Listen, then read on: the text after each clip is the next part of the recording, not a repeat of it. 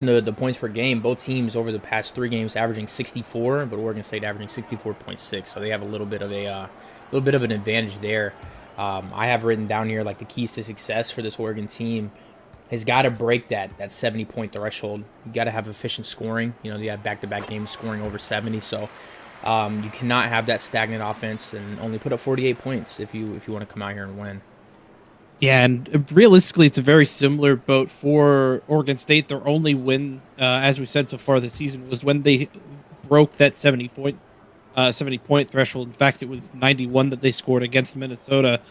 So for both these teams, as long as they keep their scoring efficiency up, should be a close one. Yeah, the defense for Oregon State is one that I want to harp on too. So the Oregon State defense has proved to, I mean, if you can hold your opponents underneath that threshold, you know, you're gonna have a better chance of scoring. But for a team that is struggling a little bit on offense, you know, you're gonna have to rely on your defense to make those extra possessions, reward you with those. As you can see here, forcing a late shot clock attempt, but it is good for Oregon.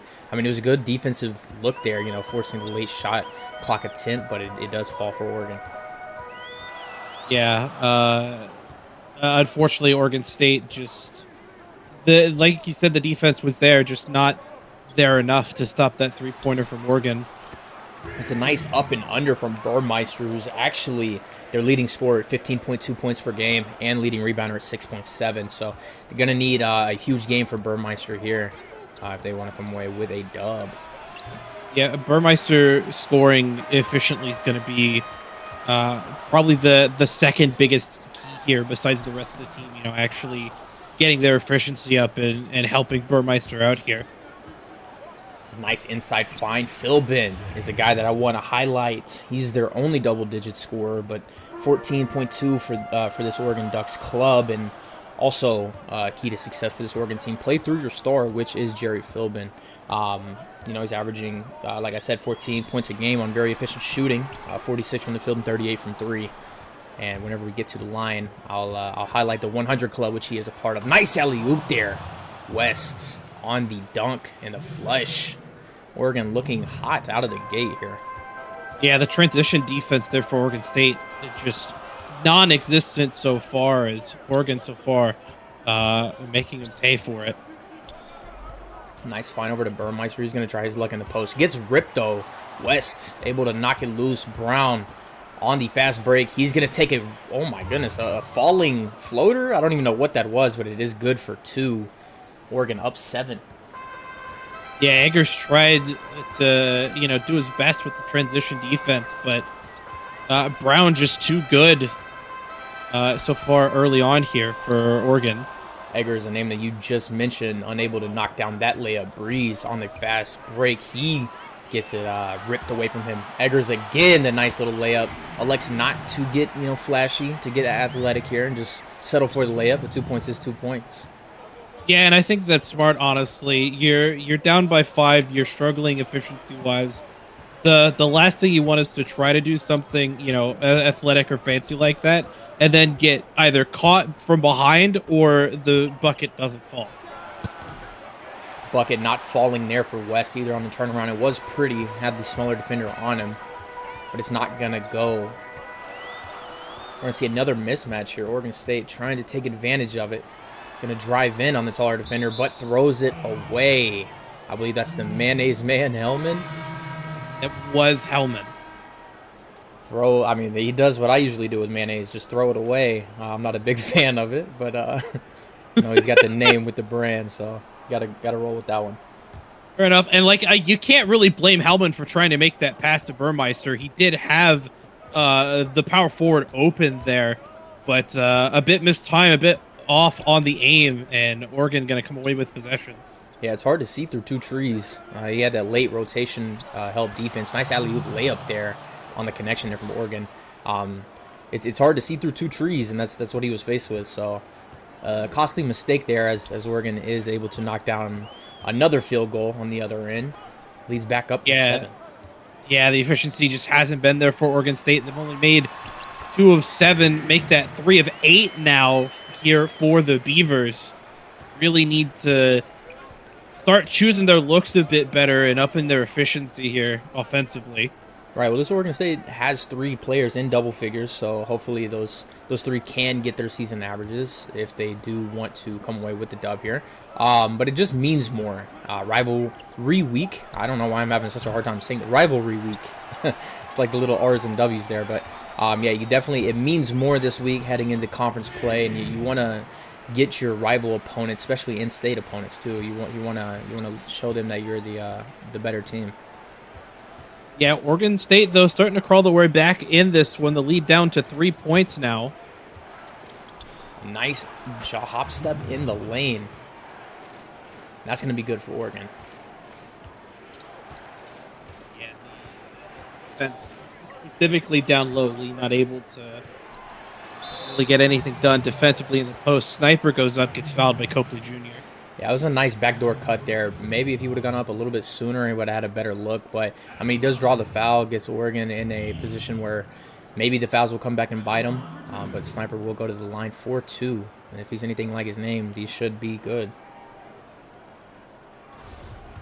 Names could be deceiving, though, Dalton. They can, for sure. I saw Sniper, I think I only called one Oregon State game before this, and Sniper was like 0 for 4 from 3, I believe. So... I mean, it happens, but Sniper definitely is a good 3-point shooter, but sometimes, off nights occur. Right, but he's shooting 33% from the 3, which is not the worst, but it's it's definitely not the best. Anything over 30, I feel like is respectable. But he does miss that free throw there. Back to a 4-point game. Oregon's trying to get things in transition. It's going to be a pull-up 3, and that's going to be no good. Would have been huge. Yeah, it would have been huge. It would have pushed this back up to a 7-point lead here for Oregon. The Beavers, though, Tubman with a nice no-look pass to Lee there. Yeah, Lee, he was on the receiving end of a highlight play there, but did not shoot the ball. Pass back over to Tubman. Tubman's 3, that's going to be good. Kayvon Tubman averaging just under 12 points a game, and he gets 3 there. Yeah, the Beavers, this bench unit's looking really good for Oregon State right now, and that may be the biggest key for Oregon State here is their bench unit to really get going. Copley Jr. able to draw the contact. It's going to be a foul on Ander. It's going to send Oregon to the line. Now, Aaron, we haven't casted in a minute. One thing that I've wanted to touch on in all these matchups before going in, I have this thing called the 100 Club, and it's where I highlight the players shooting 100% from the free throw line on the season. And the only 100 Club member for Oregon team is Jerry Philbin, shooting 15 for 15 from the line. So, do you want to talk a little bit about the mentality of free throws? Yeah, it's definitely a different beast than shooting in live play, especially in a place like this, a very hostile crowd environment. It can really shake your composure, being just alone at the stripe, no one in front of you. Realistically, it's an easy shot, but there's a lot of mental game that goes on when you're standing at that stripe. Right, it's just you in the basket. Of course, you're going to have the opponents maybe step on a line to troll you a little bit, and the crowd definitely is going to make a factor too. But it is the most mental part of basketball, I do say, and I will repeat. So, yeah, I think you touched on it very well. Unable to knock that one down, though, Oregon was. Coming back down the other side, Oregon State missing the field goal, and we're going to run in transition here. The Ducks looking to get a bucket here. It's going to be a corner 3, and that's going to be good. You see the flying duck celebration there. Huge shot from the corner. Yeah, absolutely let it fly. Had an open look from the corner, too, and just measured efficiency there from Oregon, who calls a timeout here after that bucket by Tubman. Yeah, Tubman getting things going very early here, which you love to see that. You love to see that, especially for a guy that is averaging double figures. If he can get in the first quarter, why not? He's already halfway there. Who's to say he doesn't get it? Could easily, depending on how things go, put up 20, which for a player in your bench unit to put up 20 is absolutely huge, especially in a game like this. He has the ball in his hands now, has the lane too. He's going to draw the foul. He'll go to the line 4-2, and I do want to. I see Mears talking about commentary curse at its finest. Technically, I didn't curse him because he wasn't the 100% guy. That's Neither is true. Tubman. Neither is Tubman. Elijah Freeze is the only 100 club member for this Oregon State Beavers team, but he's only 2 for 2 from the season. So you kind of have to respect it, but at the same time, it's like you haven't really given yourself a lot of opportunity. So maybe he can get to the line here in this game. Yeah, the 2 for 2. That's one visit to the stripe, maybe two if their and one plays. But I mean, even still, going 100% at this point in the season, even if you've only been to the line once, is impressive. Right. Well, legend has it that he's 120 for 120 in practice. So we'll just run with that one. Everyone's 120 for 120 in practice. Let's be real here. That's true. You don't want to run. Coaches. I used to be at the line after practice, and I'd shoot 10 free throws, and the trainer would be like, "Yo, however many you miss is however many laps you run." Guarantee I was shooting 100% after practice. It's not trying to run anymore. Yeah. Not only that too, but again, shooting free throws in practice is a much different animal than doing it in a game, because like even if you're at home, there's still crowd noise. There's still things going on around you that you can see that if you don't have absolute pinpoint focus, just one slight mental misstep, and guess what? You're 0 for 2 from the stripe now. Congratulations. Right. All these factors come into play. I feel like it's harder to shoot in silence, though. Me personally, I think it's harder to shoot in silence. I don't know. Everybody's different, though. It's different from player to player. Some people will, can go into a hostile environment and really thrive from the free throw line. Others, it has to be dead silent. Otherwise, their mojo's thrown out of whack. Yeah, 22-17, Oregon, the Ducks, over the Beavers at the end of the first. I want to take a quick shout out to everybody in the chat. CU State, Mears, said your name earlier. Mangum, shout out to you. You just hit a 3 right before the break. Everybody in chat, appreciate you stopping by and talking, of course, and everybody who's just watching and listening, who's not chatting, we appreciate you guys as well. This is the CSBA final week, rivalry week, right before the conference tourneys. Do you have any favorites? I guess we can go Pac-12 since we're watching a Pac-12 matchup. Do you have any favorites coming into final week? I mean, Gonzaga's always going to be a heavy favorite going into the Pac-12 tournament. I think UCLA has a sneakily quiet chance of coming away with a Pac-12 title this season. Maybe Arizona State, if they're able to step things up, it could be a good shout too. And USC is maybe a bit of a dark horse. Right. I mean, Gonzaga obviously is a different breed. But I feel like the Arizona State team does have a really good chance. I'm seeing here 3-0 in conference play, which is something that is probably a key factor. I'm sure that if Arizona State and Gonzaga play each other, we'll probably be in the championship. Pac-12 championship, but I like the Gonzaga team and can't go wrong with Arizona State either.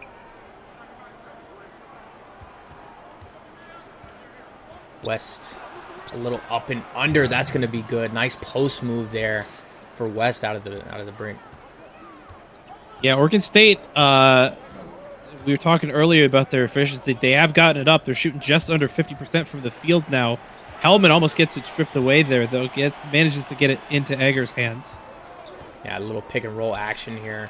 He's going to find Ander underneath, and that's going to be good. Draws the foul, able to withstand it, and it is good. He'll go to the line for one more. This Oregon team, I wanted to mention before I got off into a tangent about the Pac-12, they average, what we say, 64 points per game? Yeah, 64 points per game over the last 3 games, and they're already at 22 at the end of the first quarter. If they can keep that up, I mean, I don't really know how this Oregon State team can beat them unless they score 80 as well. I mean, it's as long as Oregon State is able to continue this upward trend in their shooting percentage, I think they can definitely keep this close. Unfortunately, Ander misses that free throw, so it's still a 3-point game. Make that a 5-point game as Brown gets an easy floater layup through. Yeah, I'm not sure if Oregon State was anticipating that miss, but they were able to lose the Oregon transition offense rather, and it just rewarded 2 easy buckets for Oregon. You like to see that though, come back after getting punched in the mouth from an easy mishap and knock down that 3. Yeah, Ander went from missing a three throw to hitting a shot from way downtown. Nice find there over to West. He's not going to be able to score that one. Saw a similar shot go in a couple possessions ago. That one, not the same result, though. Oregon State flew it out of the break, and that's going to be more points, more efficiency. As you said, the shot percentage is on the rise. Yeah, and Oregon State now coming out of the quarter break has tied this game up. They had done a great job, their bench unit, in keeping the gap relatively small, but now we're dead even. It's basically a 0-0 game now here for these two teams. Yeah, 26 all. Oregon's going to find an easy floater, though, in the lane. Another late shot clock attempt that goes in. It's kind of like you're getting the job done, but you're not finishing for Oregon State's defense. You know, you got to force a tougher shot than that, especially that late in the shot clock. Yeah, and I would have liked to see Hellman maybe contest that a bit more. He was, standing right in front of his man, but didn't go up with him during the shot attempt. Maybe we'll see some adjustments and that changes. Hellman having to throw one up at the end of the shot clock, and that does not go Oregon. Back into the fast break. Going to slow things down, though, Philbin. Haven't really called his name offensively. You can see a double team, though. Kicks down to West in the lane. That's going to be uncontested, and that's going to be a free two for Oregon.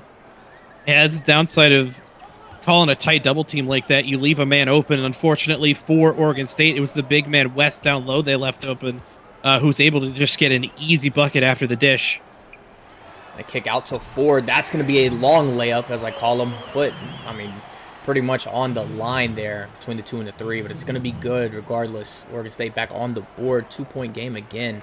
Seeing a lot of chatter saying this is a close game. It's a close game. It's a good game. It really is. And then I'm hoping that it, takes over to the second half.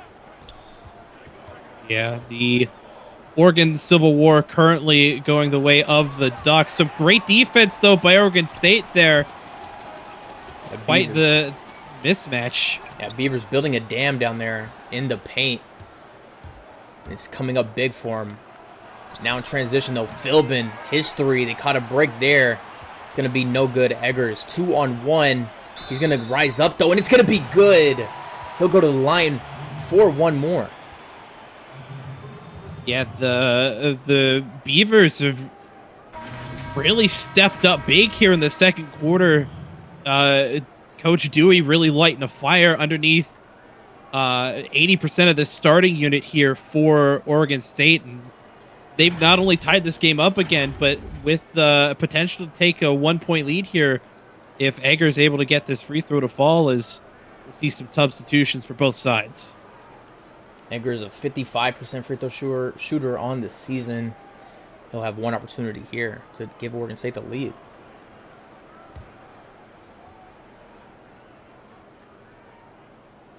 Really taking his time. Building as quiet as possible. And it is good. I believe this is Oregon State's first lead of the night, if I do recall. Yes, I believe you're correct in that. Crowd should be a little bit more into it. I mean, you hear the defensive chants here, but first lead of the game in the Civil War. Breeze is going to find a three. It's not going to be good, though. Somebody left the window open for sure. For Z, trying to get things going. Has the isolation on the right wing. Burmeister off-ball screen. He's going to find Tubman in the corner. His three. That's going to be no good, though. Breeze corrals that rebound as Oregon transition again. Yeah, Tubman really wants another opportunity at that one. Had a great open look with the ball movement there by Oregon State. Unfortunately, they had a mismatch at the post down low, and Oregon State going to retake the lead here by one. Yeah, it was an easy mismatch for Copley Jr. Just rises up over the smaller defender, and it results into Burmeister is going to draw the foul on Biggums. Jeez, it's a battle of the headbands here, but it is going to be State with the advantage here. It's a nice take there. I'm not really sure where the foul was. I think too much body-on-body contact there by Bigham. Too much body-on-body. Sounds good to me. It's going to result in it's going to result in 2 free throws, though, for Bo. Both these teams currently not ranked. Both 1 and officially 1-6 on the season. 1-6. Gotcha. Oregon having not won a game since week 1 against West Virginia. Oregon hasn't won a game since week 3 against Minnesota.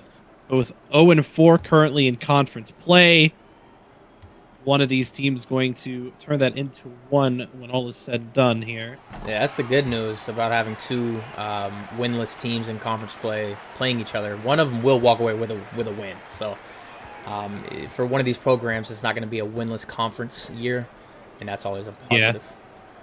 Yeah. It also could be great momentum for one of these teams too going into the conference championship game. You know, getting a big win over not only a division rival, but an in-state rival as well. Right. Gonna find another miss here for Oregon, though, and allows Oregon State. Burmeister blocked again, but gets his own rebound, and he rises right back up, and that's going to be good for 2. It's now Oregon State's largest lead of the game, 3. That's great awareness by Burmeister there. Despite being blocked, not only recognizing where the ball was, but having the awareness to go up for a second chance bucket there.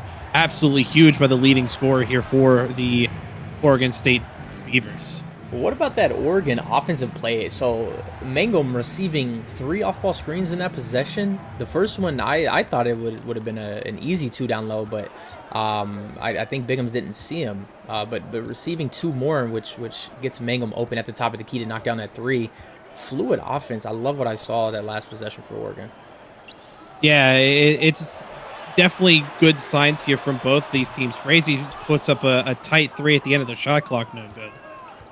Mangum just knocked down that 3. He knocked down one in the first quarter, 2. Gets his defender on a pump fake, and he'll go to the line for another 3-point possibility. He's able to knock down that layup and draws the foul. It's back to an Oregon lead.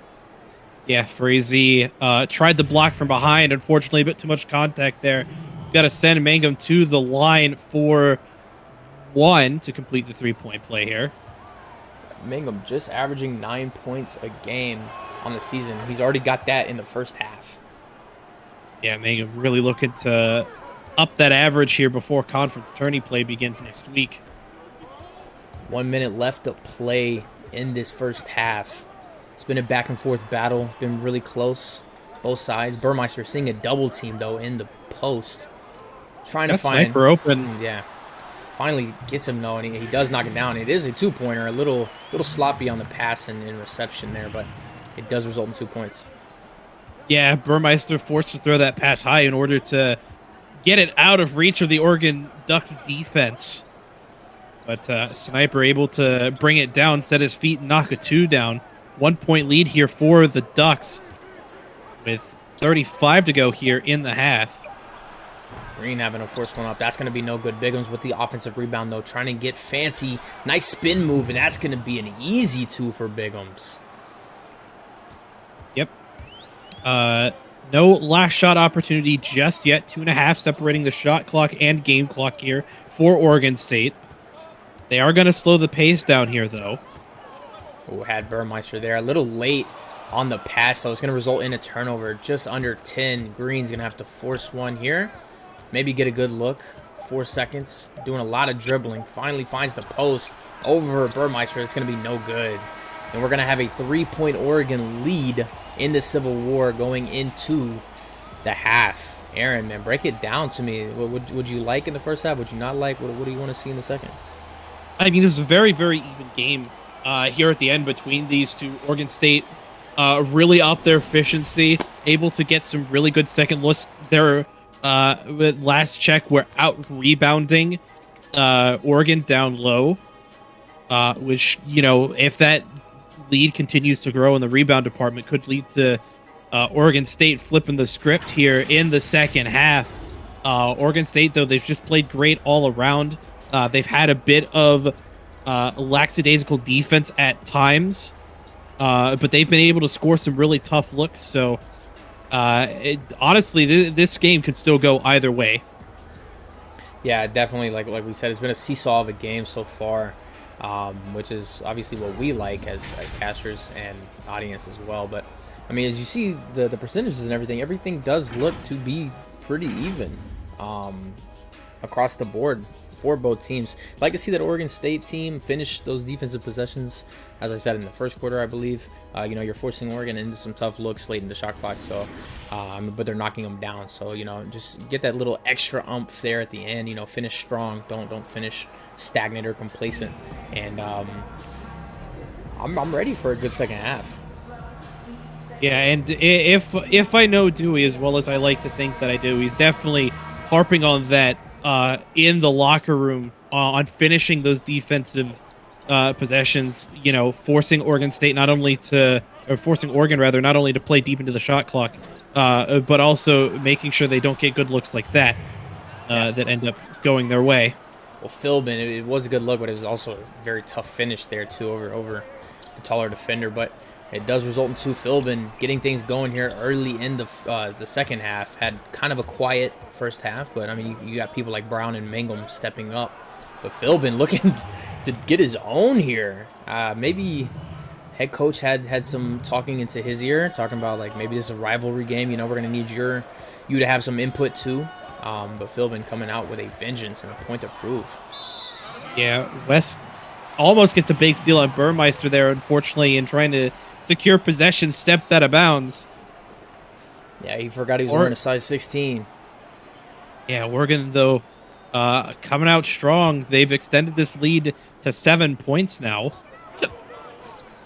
Largest lead of the game, I believe. Hellman with a turnaround jump shot. That's going to be good. That seemed very, very quick and efficient. Nice shot there. Yeah, still a tough look. Had a man right up in his face, but Hellman does a great job knocking that one down. Some more off-ball screens. Oregon State offense. Oregon offense rather. I like the off-ball screens and all the mismatch opportunities that it brings. And you see a defensive, almost a steal there. He's gonna have to force one up from half court. It's gonna be no good though. That is the best looking defensive possession we've seen out of Oregon State all game. Right. That talk about finishing strong. Didn't get the steal officially, but basically got the turnover, forcing a half-court shot. Philbin step back from the midi, going to be no good. Kolakovic, he gets the offensive board, and that's going to be good. He shows you the strength. Not sure what that celebration is, but he can do what he wants. Because he got fouled by. It's because he got fouled by Eggers on that one. Is that what that arm gesture is? I believe that's what it was. A sign of finishing strong through contact or something. I don't know. I don't know the mind of a big man. I'm a point guard. He misses the free throw though, which would have extended that lead up to an 8-point lead. But Oregon State needing to find the bottom of the basket here. Gonna draw a foul though. West. He got that rip earlier and was like, maybe I can get another one. But too aggressive there, and it's gonna be foul. The ref tracks down all the way back to Eugene for that ball. Yeah, just a reach-in, though, so Oregon State going to maintain possession. No free throw shots just yet for the Beavers. West again. Oh, my goodness. West is playing incredible defense, though. That's two different almost steals that West has had in the past, minute of game time. Yeah, no, he is being very aggressive defensively. We've seen him put the ball in the basket on the other end, but now he's trying to take it away from Oregon State. It's going to be a tough shot from Hellman. No good. Kolakovic with the rebound. It's going to be Oregon. I feel like I keep saying this, Oregon in transition. Yeah, Hellman, as we see, 2 of 7 right there. I'd like to see Oregon State try and utilize, a bit more ball movement. Right now, they're running a lot of ISOs through Hellman, and while he's able to get penetration into the lane, he's not able to finish. You talk about ball movement. What about player movement? Kolakovic putting the body on Hellman, I believe, was the defender there, and just results in easy 2 for Oregon. Eggers trying to get fancy here. No good, though. Forward offensive rebound. He misses the layup, though. West coming up huge again on defensive end, grabbing that board. A tough basket for Oregon. That's going to be good. We'll go back to the line, and it's now a double-digit lead. Yeah, Oregon State is really cooled off and slowed down. They looked good in the second quarter, but to start the second half, it's been a really slow start here for the Beavers. Breeze Jr. able to complete the 3-point play. It's up to 12-point game. Hellman is going to find a double team kick over to the corner. It's going to be Huff history, no good. West another rebound. Stuff in the stat sheet in this one. Philbin, nice move there to get himself open, create a lot of space. A 13-2 run for Oregon in the past 3 minutes. Yeah, and it's a 14-point lead here for Oregon over Oregon State. It's one of the keys to success I have for Oregon State. The first one, obviously, it was the consistent defense, but the second one, handle the runs, which also involves your defense. So you're going to need your defensive consistency to keep it up and match Oregon's offensive consistency. As we see another bucket, Philbin finding Kolakovic in the corner. It's going to be a 2-pointer, I believe, is what they called it. Yes, that was only a 2-pointer, but Oregon State's defense so far in this third quarter is worse than anemic. They need a full blood transfusion here, otherwise they're going to be stuck on life support. I like that. Like the little play on words there. Yeah, no, you're right though. I feel like the breath is being knocked out of Oregon State right now. They just can't seem to catch it. A nice find there though, sniper inside. Philbin called for the foul, and I mean they're a little turnt. They're a little turnt down there. I mean, you know, you gotta have some kind of optimism, and getting hype after an and one like that is what's gonna turn the tide here for Oregon State. You know, let them be. Sniper able to knock down that free throw. We saw him miss one in the first half. Knocks that one down. 3-point play is confirmed, and it's back down to a 13-point game. Been the biggest lead that we've seen so far. Oh my goodness. Which is now 16 again. Green, I mean, you saw him pointing at his imaginary watch there. He's saying it's time to get these boys out of here. Nice 3-pointer there. Yeah, the biggest lead of the night, 16. A nice find there though. Was that Tubman again? Yeah, it was Tubman. I mean, if there's one thing true to this Oregon State offense is that Tubman's going to get it done. You see, though, Oregon State so far this quarter shooting only 30%. Oregon was up at about 70, I believe. Yeah, that's a huge discrepancy. It's never going to run in your favor, especially whenever you're not able to get to the free throw line either. Maybe if you get to the free throw line, it'd be a little bit more manageable, but it's going to be a tough screen. Tubman, step back. That's going to be no good. Lee offensive rebound, and that's going to be a nice dunk. Yeah, really tough one, too. Had a bit of a fan in his face, but able to push through, slam it home. Shrinks this lead to 12 here for Oregon. Yeah, don't get discouraged if you're Oregon State. I mean, the 16-point lead does seem a little bit, at this point in the game, it seems a little bit tougher than if it were in the first half. But, I mean, it's back down. Well, it's up to 14 now. But, even 14, you go on a little 6-0 run, and next thing you know, it's single-digit game, and you're right back into it. Yeah, and I definitely think Oregon State is capable of shrinking this lead, especially with their bench unit on the court right now. Oh, tough break there for Oregon as they give up the backdoor cut, and it has a good look there, but just misses, and Oregon right back on the other end with a 3-pointer. Yeah, unfortunate that that happens, and they're not able to get the layup to fall. It leads into a 3 in transition. Again, the transition defense hasn't been there for Oregon State. Is crazy, bit too strong. Knocks that one over the backboard. The rule it out of bounds as Burmeister is going to come in off the bench. Yeah, Burmeister comes back in at a very opportune time, trying to get this team back into it. Definitely want him on the floor as your leading scorer and rebounder. See if he has an impact here. Bigham's at the top of the key. Not really where you want him, but trying to get a play set up. Down low. Mangum tries his luck at another 3. Misses that one. Sniper has an opportunity here. He's going to take the long 2, and that's going to be good. His foot was on the line there. A little bit inside, actually. He's up to 10 points. Yeah, Sniper's been has lived up to his name. He's 4 of 5, I believe, so far. Has done a great job, with ball movement as well. Mangum with a pair of misses. Going to give Oregon State an opportunity to cut into the lead again. It's going to be a corner shot.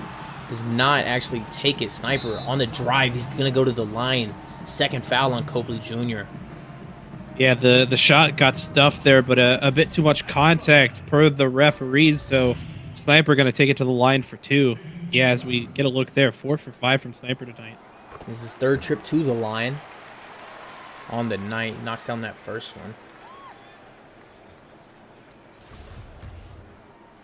This one to make it back down to a 13-point game. And it is good. Oregon going to call a timeout, though.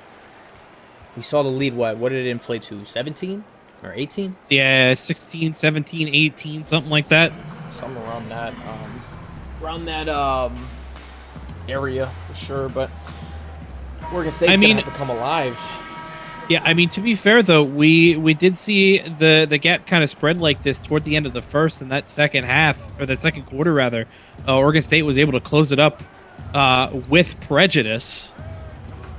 Yeah, they are bleeding here, so they're going to have to come back and patch it up again once more at the end of this third quarter.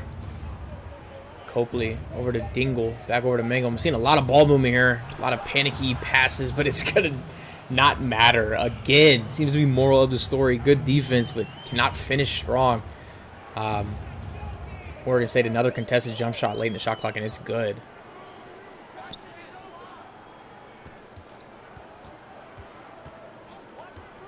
About a 20-second difference on the shot clock and game clock. Lee out to Tubman. Seen him knock down a lot of shots. He's going to have to put one up here. She's a late double team. Gets into the lane, though, and that's a great look and basket for Oregon State. Yeah, Oregon's going to hold on for the last shot here. I say that. Green pushing the pace here pretty quick. I think he realized, he looked up at the shot clock, or the game clock, rather, and going to elect to shoot one here. Quandale Dingle had the opportunity. I'm surprised Dingle didn't try that one. What a move, though, from Biggums. Able to get his defender in the air, jumping too early, like a Pop-Tart out of a toaster, and he jumps right into him, draws the foul, go to the line for 2. Yeah, that is unfortunate there for Lee. I see some subs come on here with a second and a half to go here in the third quarter. Biggums only shooting 13% from the free throw line on the season. He knocks down the first one, though. I mean, you can't really expect more from a 7'6" guy, 3'10". Yeah, but 13 is kind of crazy. If we've learned anything from the likes of, Dwight Howard and Shaquille O'Neal, big men are not free throw shooters. Well, he goes 2 for 2 on the line in that possession there, in that trip, rather. Correction, not usually good free throw shooters. Right. What is up to a 15-point game at the end of the third, and if you're new around here in the CSBA, we put our 4s in the chat to represent the fourth quarter. So let me see those 4s in the chat. It's the final regular season quarter for both of these Oregon teams. Oregon State trailing at home. I'm going to see a look at the State Farm assist of the game. It's going to be that alley-oop layup. I believe that was in the first quarter. This game has gone by extremely fast. You are correct in both regards, I believe. That lob pass there, just gorgeous. And despite it being a bit short, the athleticism to catch it and lay it up backwards was just a great effort all around for both players. Burmeister gets absolutely stuffed by West there, though, to start the fourth. Yeah, it's definitely a defensive highlight there for Oregon. But on the other end, too, I mean, Oregon State's not really too fond of that call. I feel like it was similar to the one on the other end just about 10 seconds ago. But Kolakovic is going to go to the line for 2. You be the judge at home. Is that a block? Is that a foul? I mean, as far as the hand goes, that's definitely a block. But again, I think it's just too much contact with the body. It's going to result in 2 more free throws for Oregon. Seen them go to the line quite a bit here. Haven't seen Philbin at the line, though. We haven't talked about Philbin much at all, really, in this one, save for that short stretch at the beginning of the third quarter. Yeah, he came out with a point to prove, I think is what I said. 2 back-to-back baskets, and he had an opportunity at a third one, but he missed.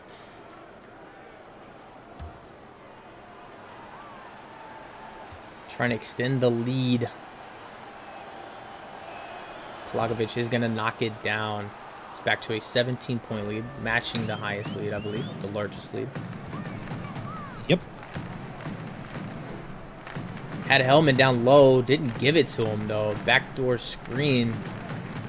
Hellman. Gonna see an on-ball screen now. Pick and roll. Over to Ford. He saw one go in from that area earlier, and he sees the same result. Nice play there from Hellman over to Ford. Yeah, that bucket from Ford, though, almost didn't fall. It hit every part of the basket, but it did eventually see the bottom of the net. The man of the hour, though, Philbin.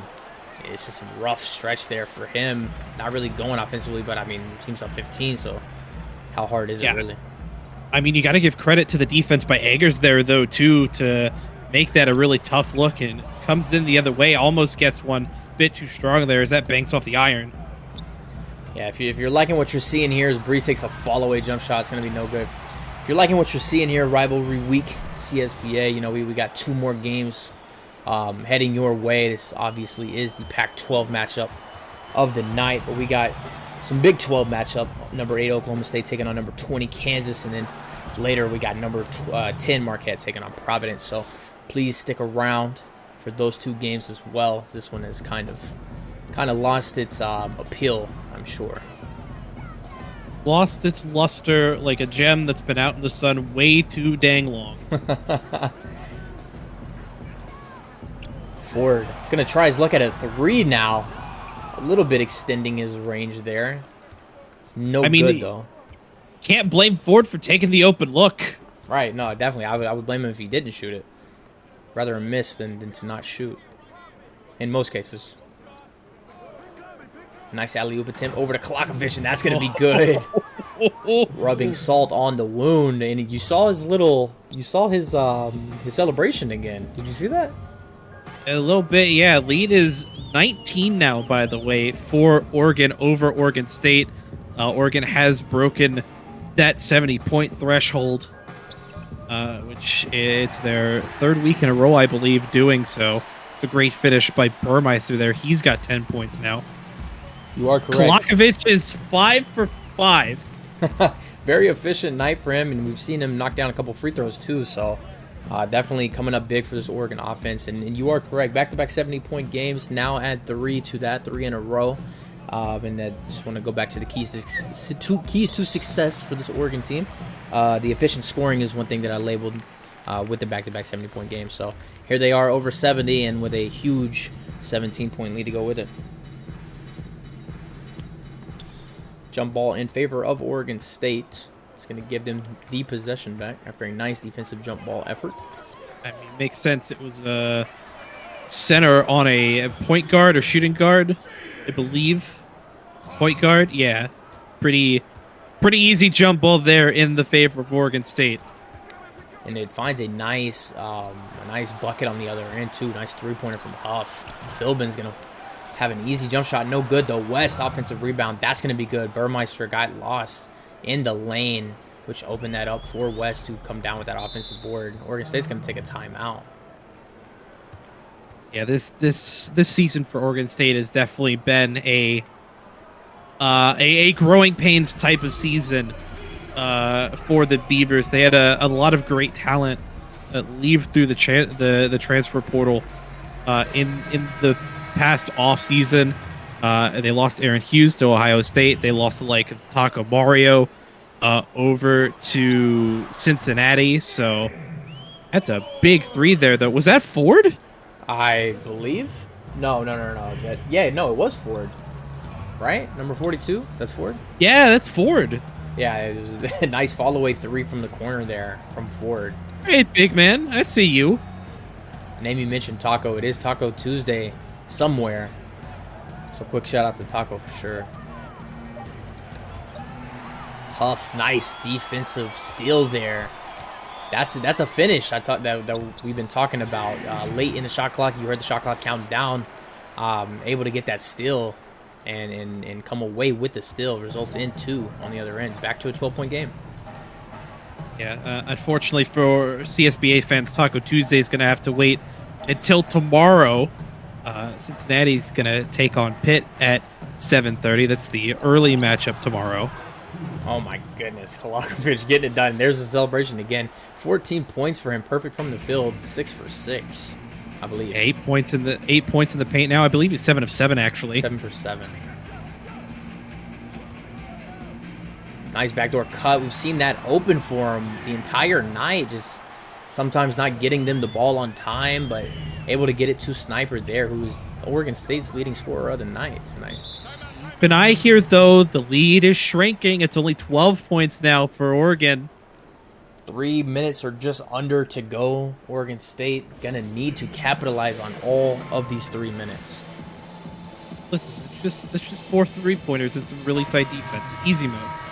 Yeah, totally.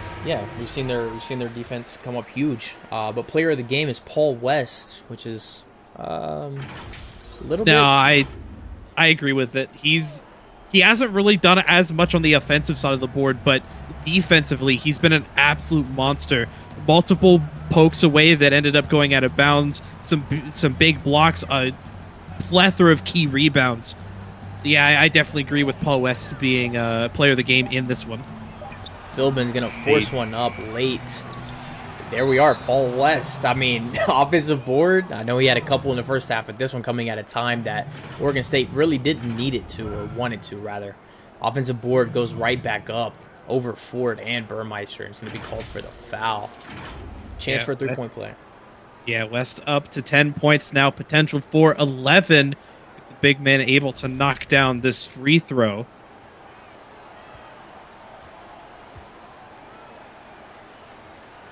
I'm curious of his rebounding numbers. He at least has 6 or 7, I feel like. Yeah, that seems accurate. I know he has probably 3 or 4 offensive rebounds. He's been huge on the offensive glass for Oregon. Second chance point is probably going to be a huge discrepancy, too, between the two teams. Burmeister finding Ford. Another off-ball screen, I believe that was from Eggers. Screen for Ford. Yeah, The Beavers are definitely showing positive signs here. Late in the fourth, they may call me crazy. They may break the 70-point barrier that has been to their downfall. Eggers called for the foul. Philbin goes to the line to complete another 3-point play here for Oregon State. Yeah, they may break that 70-point threshold, but I mean, this is a team that is averaging a smooth 64.6. So I mean, you know, they're going to get there or around there, but just their defense is not able to stop Oregon. And the Gardo in chat said, you can wiggle and you can dance, but the last drop always ends up in your pants. Another L. So I wanted to read that. That made me giggle. Philbin, I didn't want to jinx it, so I'll say it now. Remains perfect from the line on the season. 16 for 16 now is Philbin. Yeah, that's some impressive three-throw numbers there by Philbin. Hellman going to try his luck at a contested layup. It's going to be no good. Brown with the rebound. Saw him have a really good offensive first half. Yeah, I do want to take a quick look at the slate of games for tomorrow. The last game of the regular season for high school hoops tomorrow at 6. Mater Dei and Sierra Canyon. We've got Cincy and Pitt at 7:30. A battle for the Red River, Texas and Texas. Actually, I think that's Texas and Oklahoma in that game. Regardless, Texas Tech at 9, and then Arizona State Gonzaga closes it out at 10 o'clock tomorrow night. Arizona State and Gonzaga is going to be the game that I'm going to be watching the most for sure. Huge implications for the Pac-12. Both teams undefeated in conference play. Merely or quite exactly the mirror opposite of this, you know, winless in conference coming into this game and lossless in that matchup. So Gonzaga and Arizona State looking to be a barn burner for sure. Some game of the week potential in that one, maybe, you think? Possibility. I mean, all that should be rather subjective unless, you know, you have a number 1 versus number 2 matchup or, you know, something like that. But hopefully it is. I mean, as far as a viewer standpoint and just a fan standpoint for sure. I'd like to see that come down to the wire and see a lot of points and some good defense from here and there.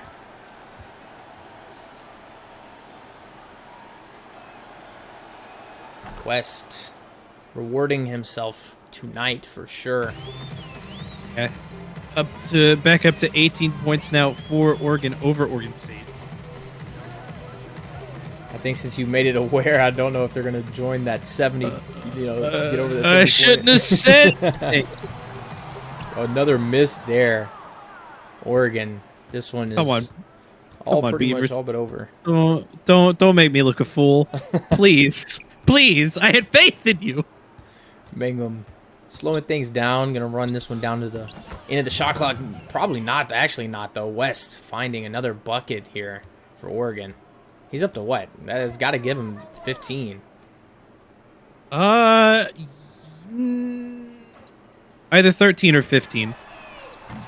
A nice They did it! three. They did it. They did do it. Bailed you out there. Nice three-pointer from Elijah. It's going to be good for three, and it's going to be 87-70. Oregon State finally hitting that 70-point threshold. Mangum over to Breeze. You know Paul wants one more. You know he does. He's calling for it. Oh, yeah, absolutely. Little pick and roll. He's not going to get it, though. Bigums. He's going to get the offensive board and eat a little bit himself. Nice second chance point there for him, too. Yeah, and I think Oregon State's just going to hold on to this one. Maybe a little bit of respect here. 4 seconds. Kicks over to Eggers. Now he's going to fire one up. It's going to be no good, though.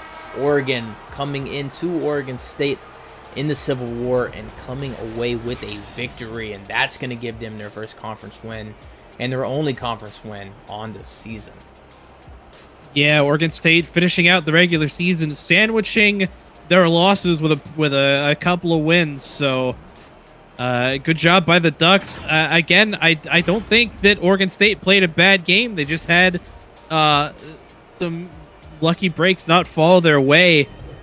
Gonna look to see if maybe they can make something happen in the conference tournament.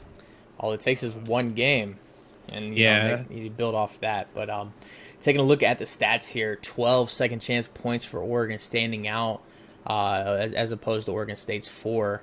The bench points, actually Oregon State outscoring Oregon, and you touched on their bench in the first half, and you mentioned that they were having a really good game, but unable to make this a respectable game, I guess. And lose.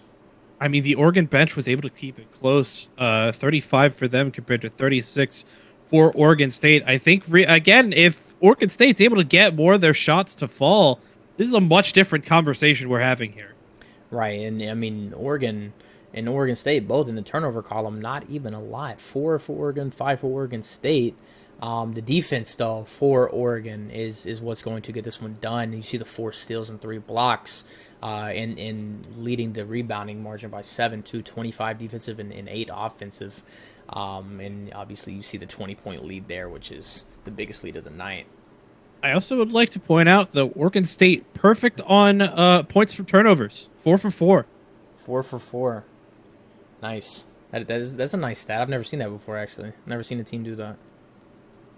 Okay, that's not completely accurate because with how scoring works, it could be right. They only went 3 for 4 because they scored 2 3-pointers off of turnovers, but still they had an amount of points equal to a standard bucket per turnover. For the narrative, we can run with it for sure. Checking out the box scores though, Donovan Sniper, as I mentioned, leading the team in points tonight, 16, but didn't give you anything else. No rebounds, no assists, none of that. But shot very well. 6 for 7, 4 for 5 from the free throw line. He's good for 16 on the night. Burmeister, well under his average of points per game and under his average of rebounds per game. 10 and 5 on the night for him. 3 assists and 2 turnovers for him. 4 for 8. Little tough night for him. Gabe Ford. It was not Gabe Ford that knocked down that. Wait, they didn't call it a 3, I guess. Yeah, they didn't call it a 3 because 0 for 1 from 3. We saw the one that he missed on the left key in the second half, but I mean, I thought it was a 3 for sure. Good for 10 points, though. 6 boards for him in 19 minutes. Kayvon Tubman, we saw him come out like a human firing torch, I guess. Is human torch, I guess? I don't know where firing came from, but a human torch, 10 points for him as well. 4 people in double figures for Oregon State. Eggers, 5 points, 2 assists on the night for him, 2 for 7, rough shooting night for him, 5 and 5 from Jaden Huff. Saw him knock down that 3, or a steal rather.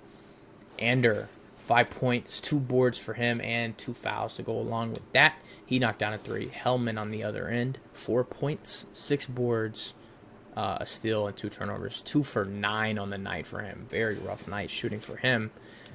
Frazee, how do you pronounce it? Crazy. Elijah Frazee, 1 for 4 for the night. All of his shots coming from the 3-point line. And he did knock down that one to give Oregon State the 70 points. John Lee, 2 points, 6 boards, 1 assist for him on the night.